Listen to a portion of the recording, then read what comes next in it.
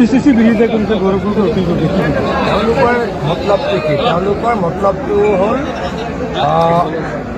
তেওঁলোকৰ মতলবটো হ'ল বিজেপিয়ে যি কৰিব তাৰ উল্টা কৰিব লাগে। কি কৰিছে তাৰ মতলব নাই, ভাল কৰিছে নে বেয়া কৰিছে নে মতলব নাই।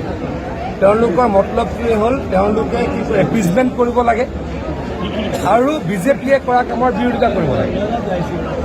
আমি য'ত গুৱাহাটীত এতিয়া ক'তো যান জঁট নহয়, যান জঁট কেনেকৈ নোহোৱা হ'ল? অভাৰব্ৰিজ হোৱাৰ কাৰণে। অভাৰব্ৰিজ কেইখনৰ বিৰোধিতা কৰে।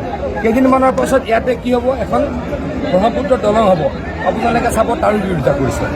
জাগিৰোডত ছেমি কণ্ডাক্টৰ হ'ল, তাৰ বিৰোধিতা কোনে কৰিলে? মল্লিকাৰ্জুন খৰ্গে ডাঙৰীয়াৰ পুতেকে কৰিলে, গৌৰৱ গগৈ ডাঙৰীয়াই কৰিলে।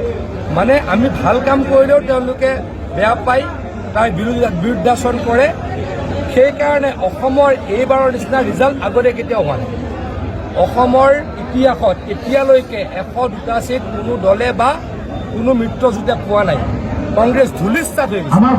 গৌৰৱ গগৈ ডাঙৰীয়াই কৰা এই অপমান, অসমীয়াক কৰা অপমান, অহংকাৰ 22,000 23,000 ভোটত হাৰিছে। গতিকে অহংকাৰ নকৰিব, অনুৰোধ জনাইছো।